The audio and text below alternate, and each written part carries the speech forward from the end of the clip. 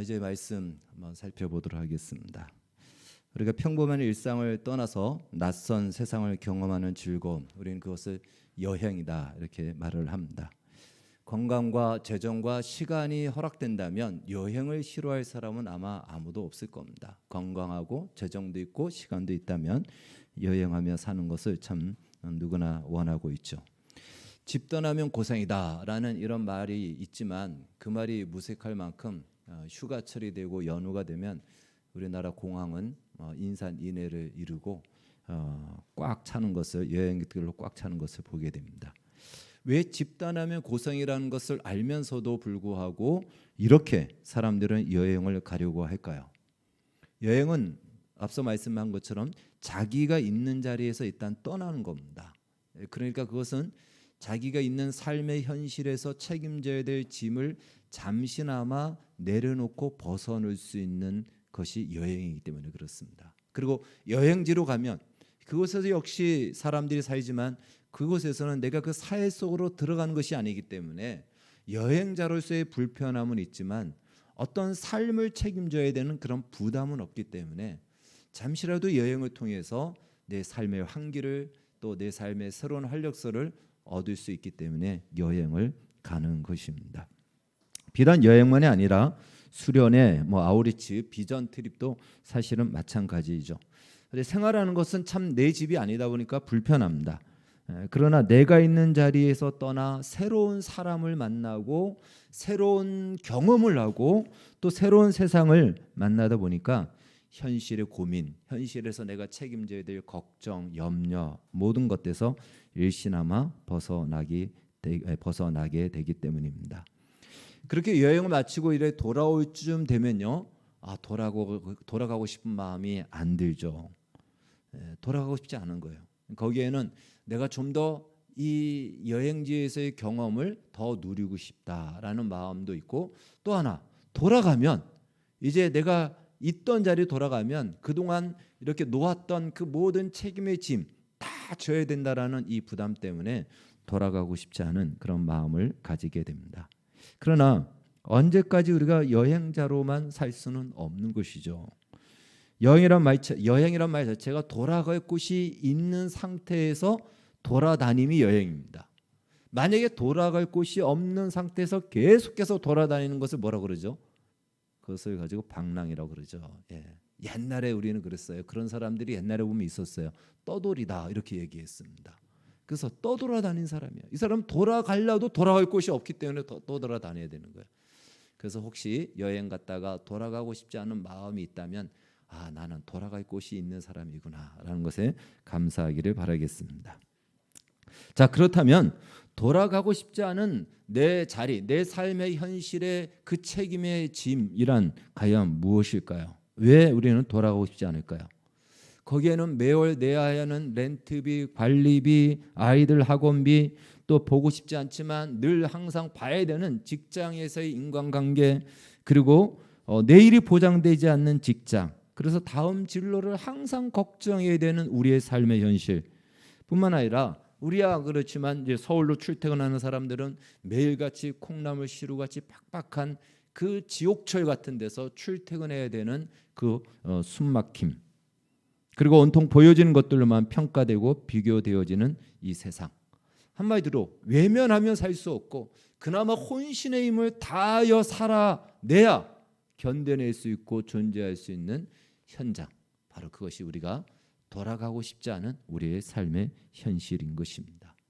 그러나 사실 그 현장이야말로, 그 삶의 현장 현실이야말로 우리의 꿈을 이룰 수 있는 성취와 기쁨을 맛볼 수 있고요, 가족을 통해서 비로소 참된 행복이 무엇인지를 우리는 경험할 수 있고, 그리고 빡빡한 무한 경쟁의 생존 경쟁 속에서도 참다운 인간애를 통하여서 인생의 아름다움이 무엇인지를 보고 또 그것을 누릴 수 있고, 또 나는 그냥 내 일을 정당하게 정직하게 할 뿐인데 불구하고 나의 이 수고로 말미암아 다른 누군가가 용기를 얻고 희망을 얻는 그러한 일들이 일어나기 때문에 우리는 다시 그 현장으로 돌아가는 것입니다. 오늘 우리가 읽은 본문은요, 지난주에 살펴본 내용과 연속적인 내용입니다. 지난주에는 산 위에서 일어난 사건이고 오늘은 산 아래에서 일어난 사건입니다. 그래서 하나는요, 산 정상에서 일어난 산정에서 일어난 체험에서 산정의 체험이고, 또 하나 오늘 우리가 읽은 본문은 산 아래 평지에서 일어난 평지 체험입니다. 이 두 체험이에요. 이 두 체험은요, 당시 핍박받던 이 로마의 그리스도인들이 경험했던 현장입니다. 그리고 그것은 오늘 그리스도인인 우리도 역시 동일하게 경험하는 우리 신앙과 삶의 현실의 체험인 것입니다. 산정의 체험은요, 황홀할 만큼의 체험이죠. 이 제자들이 체험했던 그 체험은 어떤 체험이었습니까? 세상에서 빨래하는 자가 그렇게 희게 할 수 없을 만큼 태양빛보다 더 밝고 찬란한 그 빛이 비치는 예수님의 영광을 보고, 거기에는 그들이 가장 꿈꾸고 만나고 싶었던 모세도 나타나고 엘리야도 나타나고, 여기가 천국이죠. 그러니까 베드로는 주님, 초막 셋을 짓고 우리 여기서 살아요 라고 할 만큼 이 세상에서 무엇과 비교할 수 없는 체험의 현장, 체험의 장소, 그것이 바로 산정의 체험인 것입니다. 아마 이 체험은요, 예수를 믿는 우리도 아마 다 체험을 하지 않았을까 생각되어집니다. 조금씩은 다르지만요, 예수님을 믿던가 예수님을 만날 때 우리에게 일어난 체험들이 있을 겁니다. 이전에 그냥 보였던 나무와 꽃이었는데 어느 날 눈을 떴는데 그 나무와 꽃이 주님을 찬양하고, 지나가는 바람이 그냥 바람이었는데 하나님이 나에게 너를 사랑한다라는 속삭이듯 말해주는 바람. 달라졌어요. 세상이 달라졌습니다. 내 삶의 현장은 온통 정말 곧 무너지고 망할 것 같은 현장임에도 불구하고 하나님이 주시는 평강이 내 마음을 가득 채워서 기쁨이 사라지지 않고, 그 현장들, 그 경험들을 우리가 다 가지고 있을 것입니다. 뿐만 아니라 이런 건 아니라도 하나님의 깊은 임재 속에서 정말 세상에서 맛볼 수 없는 영원한 기쁨과 평강과 확신과 안전함을 누렸던 경험들, 아마 이런 것들은 한두 번씩 다 있을 것입니다.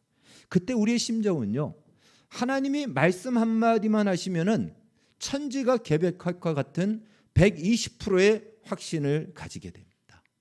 세상이 모두 하나님의 것이구나, 하나님이 말씀하시면 다 되겠구나라는 이런 확신을 가지게 됩니다. 특별히 예배나 찬양 집회 혹은 부흥의 종교적인 어떤 우리가 이 의식과 행위를 할 때 이런 확신과 경험을 더 많이 가집니다. 그래서 젊은이들이요, 찬양 집회에 빠지는 이유 중에 하나가, 그 중에 하나가 이 이유도 있습니다. 그들에게 삶은 너무 버거운 거예요. 그래서 이 세상에서 받지 못하는 위로와 그 은혜와 평강을 그 종교적 의식 안에서, 찬양 속에서, 예배 속에서 누리고 싶은 거예요. 피할 피난처인 것이죠. 물론 그것은 당연히 필요합니다. 그래야 됩니다. 그런 것들이 우리에게 있어야 되겠죠. 여하튼 예수를 믿는 사람들은 나름대로의 산정의 체험을 가지고 있고, 그 당시 로마의 그리스도인들도 그런 체험을 가지고 있었던 것입니다. 그 은혜를 경험했던 것입니다.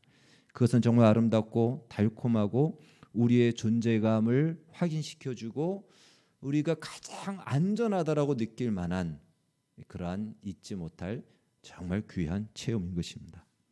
그러나 산 아래 평지에서의 체험은 끔찍스럽습니다. 오늘 본문이 그것을 말해주고 있죠. 예수님이 산 아래 내려왔을 때 어떤 일이 일어났습니까? 완전히 난리가 났습니다.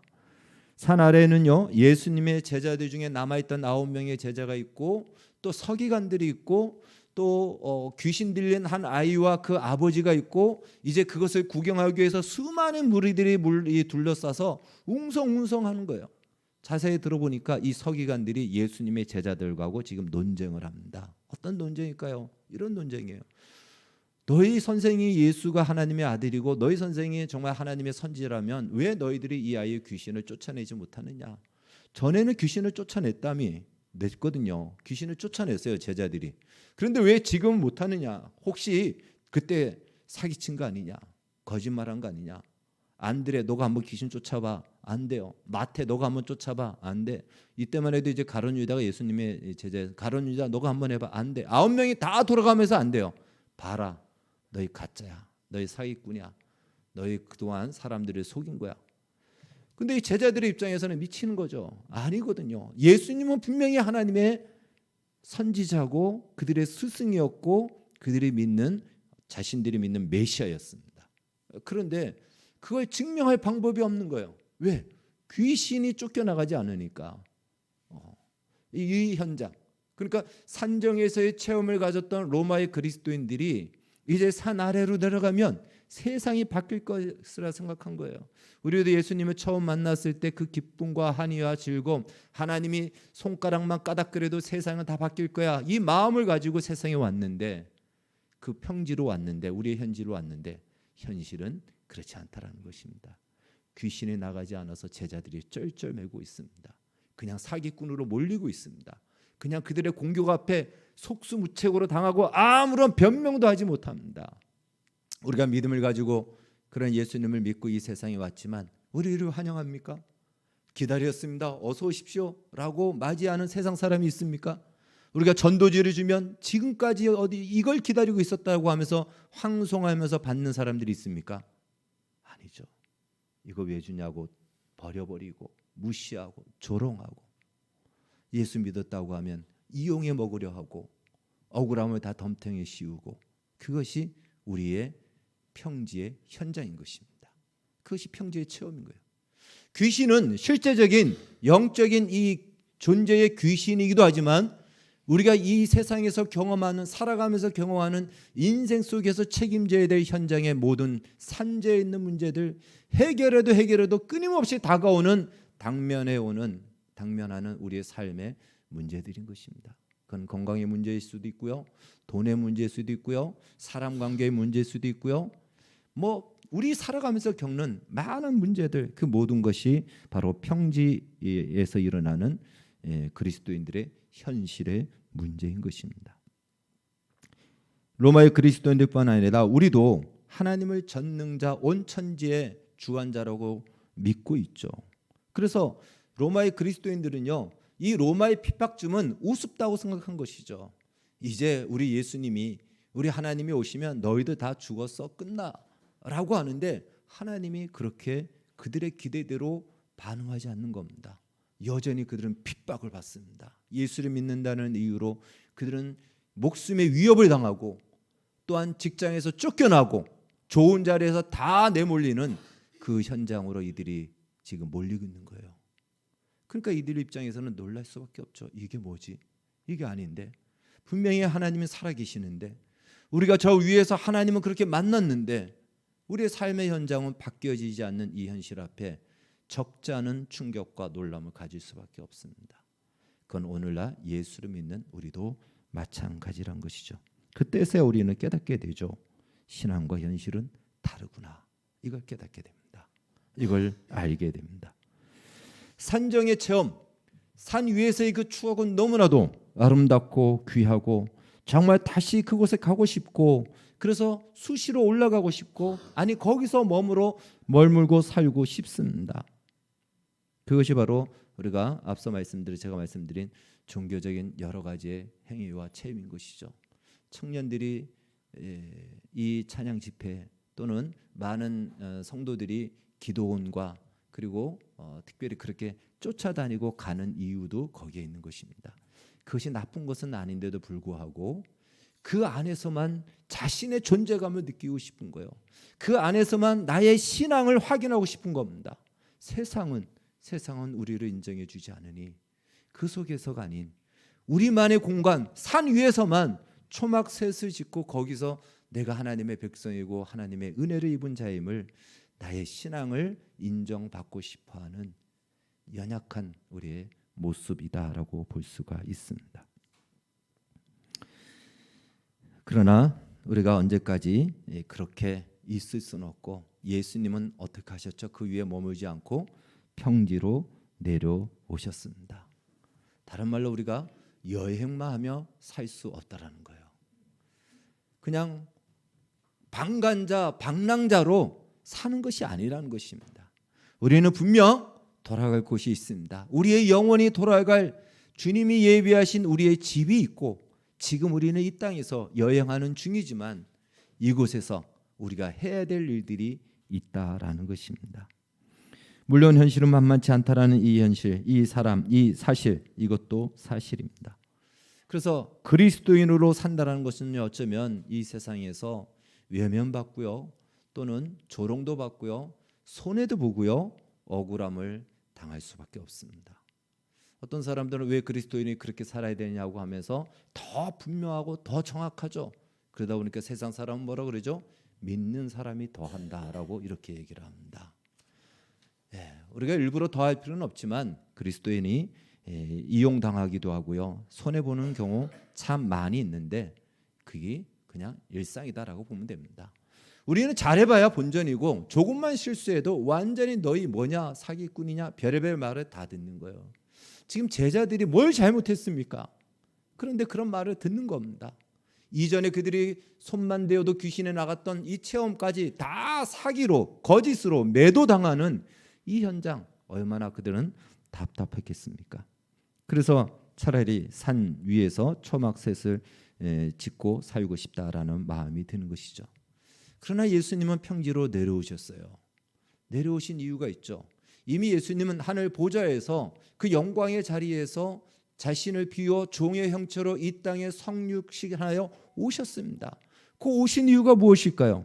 바로 귀신에 붙들려서 한평생 인간의 참 가치도 모른 채 그 귀신의 붙잡힘 속에서 노예처럼 살다가 죽어가야 되고 죽어서도 심판을 받아야 되는 그 인생을, 그 인간을 죄에서 해방시키고 귀신의 사로잡힘에서 참 자유를 맛보게 하고 비로소 인간의 가치를 알고 하나님의 영광을 바라보고 그 영광에 참여할 수 있는 그 자리로 우리를 부르시고 세워가기 위해서 이 땅에 오신 것입니다. 그리고 그 일을 위해서 지금 산 위에서 평지로 내려오신 것입니다.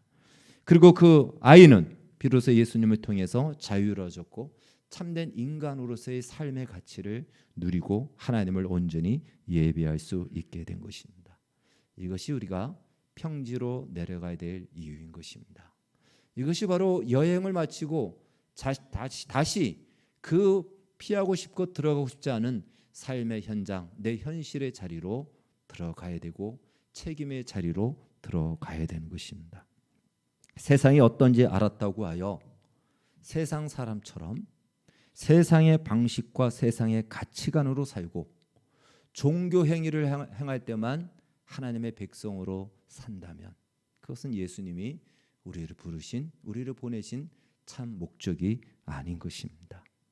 정말 우리가 산 위에서 체험을 했다면, 산 위에서 하나님의 은혜를, 그 황홀한 은혜를 경험했다면 그 은혜를 이 땅에서 삶으로 풀어내고 살아내야 됩니다. 그런데 세상과 신앙이 다르고 신앙과 현실이 다르다는 것을 알면서 우리는 어떤 마음을 갖죠? 세상에서는 세상처럼 해야 되는구나. 세상의 가치를 쫓아가고 세상 사람이 하는 것처럼 처세술에 능하고 하나님의 말씀의 가치가 아닌 내 생각과 이익을 쫓아서 살아가게 됩니다. 그러면 우리는 하나님의 백성이라는 이 증거를 종교 행위에서만 우리는 확인할 수밖에 없는 것이에요. 물론 이 종교적인 의식, 예배와 전도와 기도와 또 찬양하는 거 정말 귀한 것이죠. 이것이 없으면 어떡하겠습니까? 이 안에서 우리는 위로를 얻고 또 우리에게 어떤 안식처도 되고 또 새로운 힘을 얻고 그래서 다시 평지로 나가는 것이죠. 그래서 굉장히 필요하고 정말 중요합니다. 근데 여기서만 우리의 신앙을 확인받는다면 그것은 이 세상에 더 이상 살 이유가 없겠죠. 천국 가면 되죠. 차라리 천국 가면 아주 그냥 그런 고민 걱정하지 않아도 되겠죠. 그러나 하나님은 우리에게 평지로 내려가라고 하십니다.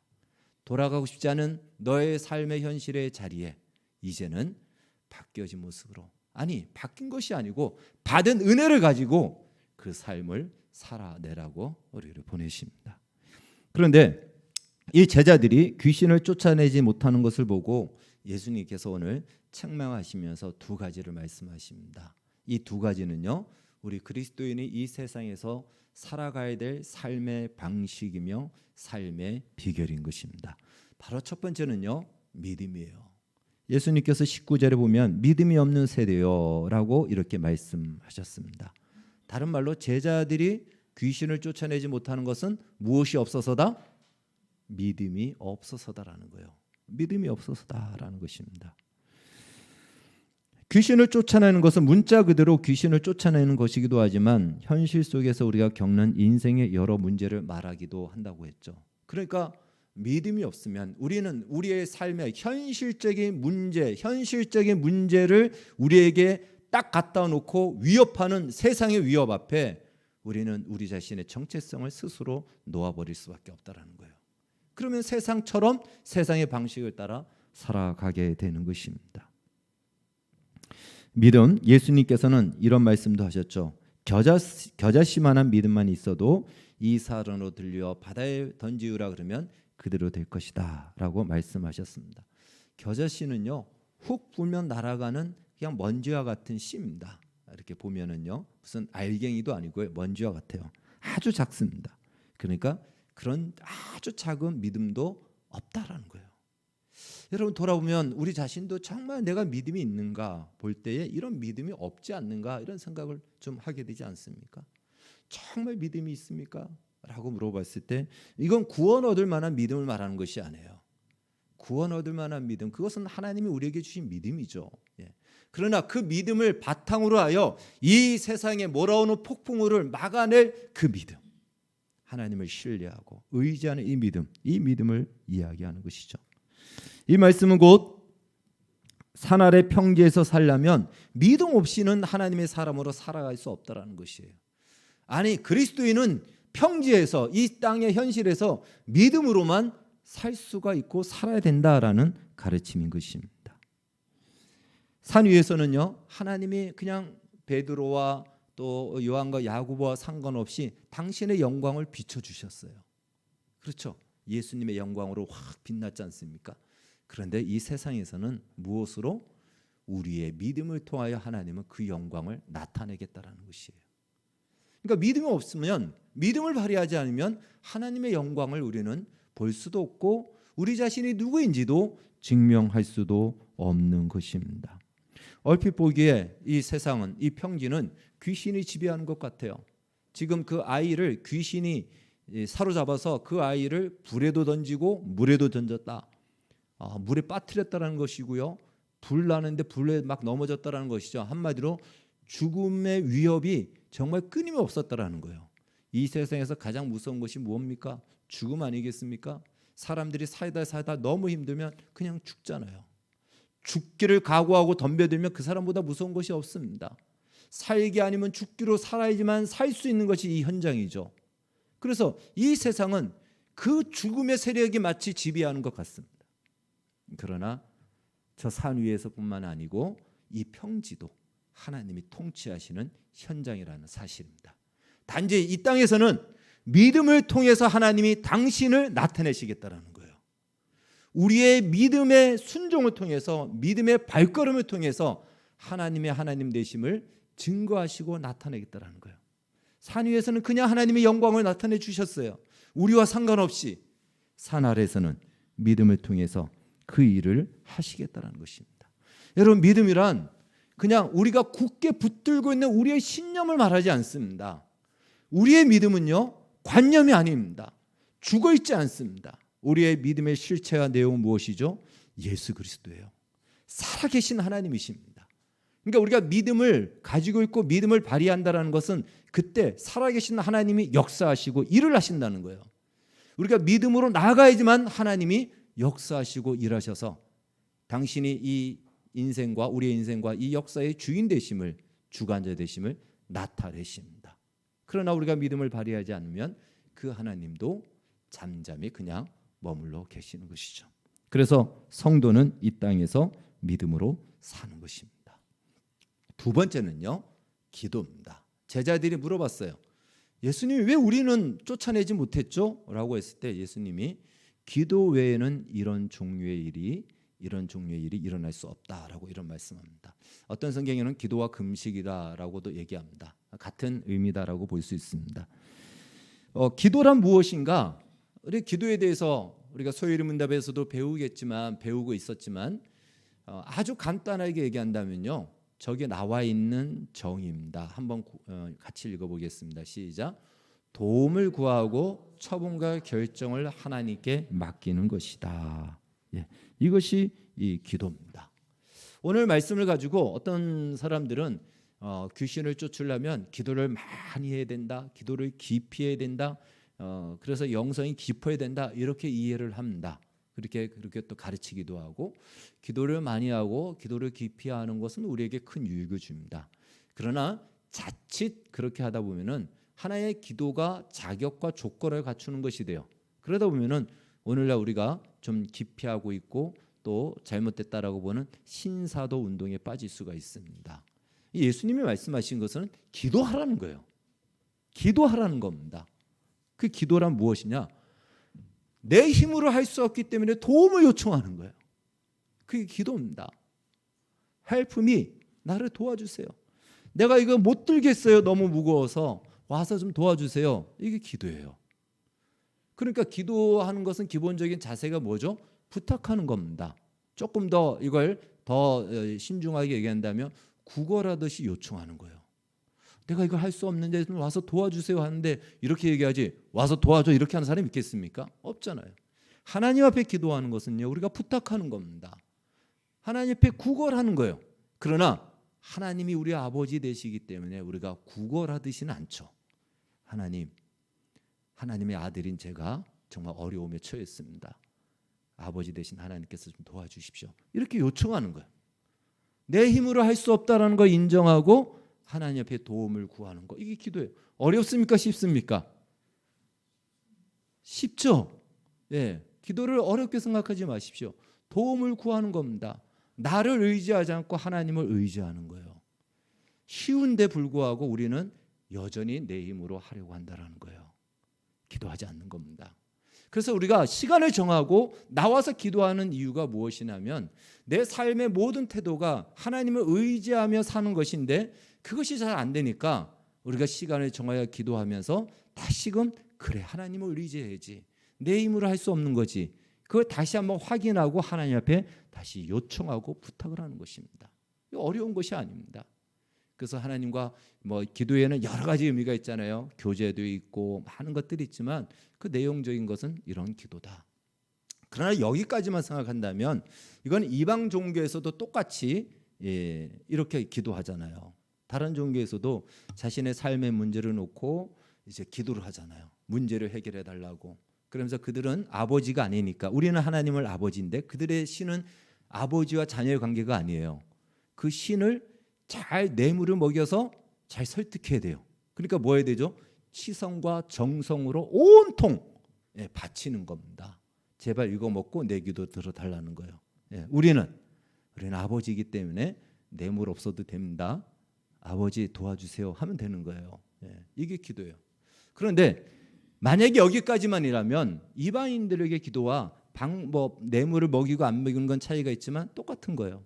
내가 기도하고 해결책을, 내가 원하는 해결책을 해결해 달라라는 것이 이방인의 기도입니다. 그러나 우리 기독교에서의 기도는 그것이 아니에요. 그걸 우리가 알아야 돼요. 이게 중요합니다. 저기서 나와 있죠. 도움을 구하는 거 쉬워요. 그러면 기도란 무엇이냐? 처분과 결정을 하나님께 맡기는 겁니다. 이게 기도예요. 근데 우리는 기도할 때 내가 해결책을 요구하거든요. 내가 해결책을 제시합니다. 물론 우리는 기도할 때 그렇게 요청하고 구할 수가 있습니다. 돈이 없으면 하나님 돈 좀 주세요라고 기도할 수밖에 없고요.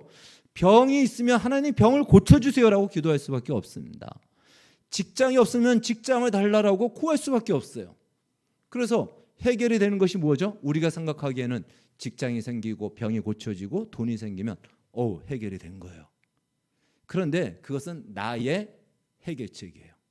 기도란 무엇이냐?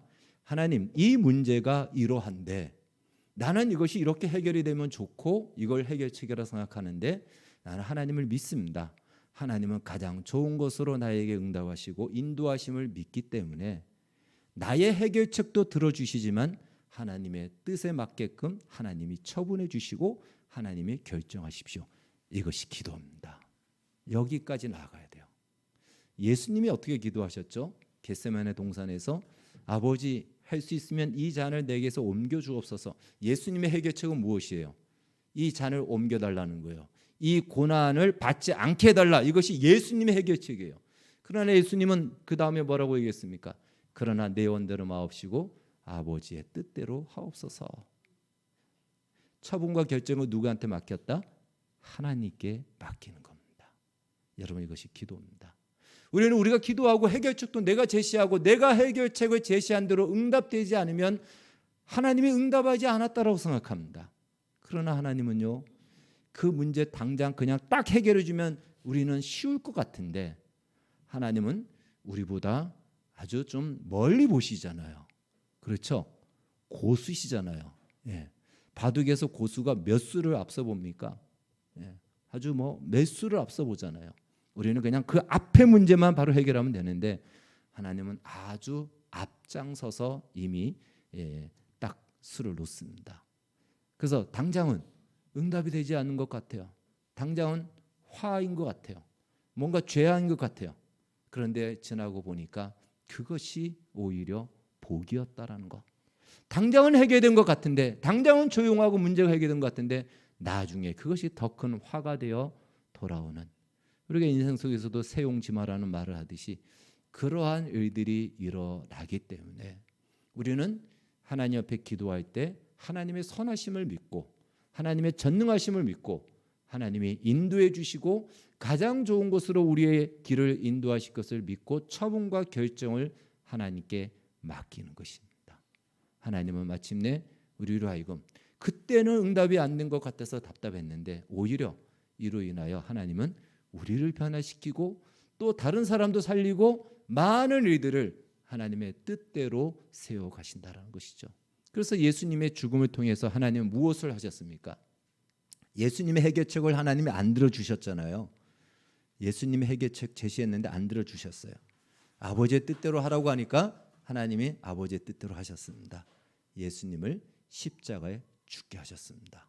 그리고 우리의 구원을 완성하셨습니다.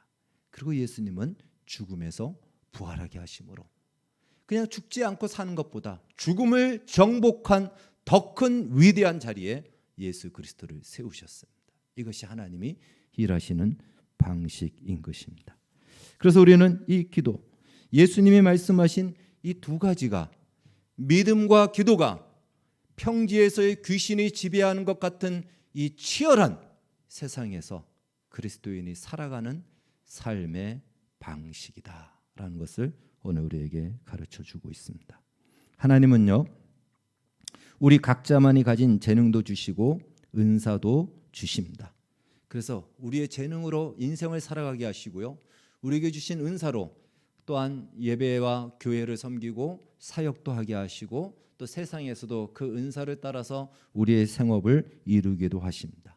그러나 아무리 재능이 있고 은사가 있어도 언제나 내가 그 재능과 은사를 발휘한다고 하여 언제나 100% 그 결과를 항상 가져옵니까? 그렇지 않잖아요. 나는 재능을 가지고 있어도 그 상황과 시기와 주변에 따라서 100%가 나타날 때도 있고 정반대가 나타날 때도 있지 않습니까? 다른 말로 재능과 은사가 있다고 해서 내 힘으로 할 수 있는 것이 아니라는 거예요. 제자들이 착각한 것이 무엇이냐면 전에는 예수님이 권세를 주셔서 그들이 귀신을 쫓았습니다. 그러니 이번에도 그들은 이미 내가 가졌기 때문에 할 수 있다고 생각한 거죠. 그렇지 않다라는 것입니다. 주님이 역사하셔야 됩니다. 주님이 우리의 주신 은사와 믿음을 발휘할 때, 주님을 의지하고 주를 신뢰할 때 주께서 그의 이름으로 역사하시는 거예요. 여러분, 태양이 떠오르는 것이 자동으로 법칙으로 떠오르는 것이 아닙니다. 하나님께서 그 태양이 떠오르는 법칙을 작동시키기 때문에 떠오르는 것이지 가만히 놔둔다고 해서 태양이 떠오르는 것이 아니에요. 하나님의 일하심 없이는 그 어느 것도 아무것도 이루어질 수 없다라는 사실이죠. 참새 2마리가 한 아사리온에 팔리는 것도 하나님 아버지의 허락하심 속에서 이루어진다라는 사실. 그래서 우리는 우리에게 주어진 이 재능과 은사뿐만이 아니고 믿음과 기도를 통하여 주님 앞에 나아가고 우리의 인생을 살아갈 때 하나님은 비로소 우리의 인생 속에서 당신이 하나님이심을, 우리가 믿는 하나님이 우리 인생의 주인이 되시고 이 세상의 역사의 주관자가 되심을 마침내 드러내심으로 그 영광을 세상이 비교할 수 없고 찾을 수 없는 그 영광으로 드러내신다라는 것입니다. 결국 산정의 체험뿐 아닌 평지의 체험, 이 두 가지는 다 우리의 신앙을 확인하고 증명하고 증거하는 현장인 것입니다. 산정에서는요, 우리가 하나님 앞에 드릴 영광이 없어요. 그냥 하나님이 주시는 은혜입니다. 평지는 우리를 통하여 하나님이 일하시겠다라는 현장이시고 기회인 것입니다. 비로소 내게 주신 믿음을 따라서 내게 주신 은사와 기도를 가지고 나를 통하여 하나님이 일하시는 손길이 되고 하나님의 영광이 나타날 현장이고 기회인 것이에요. 봐라, 하나님의 사람이다. 봐라, 세상에 감당하지 못할 하나님의 사람이다. 다 어디서 증명이 됐습니까? 평지에서 증명이 됐습니다. 바로 그것을 우리에게 주신 기회로 여겨 이제 우리의 신앙은 평지에서 비로소 증명될 뿐더러 영광스러워진다는 사실 앞에 남은 우리의 인생과 평지의 삶 속에서 하나님으로 살아가는, 하나님의 사람으로 살아가는 삶을 포기하지 마시고 하나님을 200% 의지하시고 신뢰하시고 믿으셔서 하나님의 말씀을 따라 우직하게 세상이 뭐라 하든 그 말씀을 따라 순종함으로 하나님의 일하심을 목도하고 그 영광에 참여하는 우리 남은 인생의 기회들이 되어지기를 주의 이름으로 축원합니다. 기도하겠습니다. 하나님 아버지, 감사합니다. 우리의 인생 속에 주께서 나타내시고 또한 그 영광을 보이실 기회로 우리의 평지 현실을 주셨습니다. 참으로 고단스럽고 피곤하고 힘든 현실이지만 비로소 주님, 우리의 믿음을 통해 주의 영광이 나타나게 하여 주시고 그 은혜가 충만한 우리의 남은 인생 되게 하여 주시옵소서. 예수님의 이름으로 기도하옵나이다. 아멘.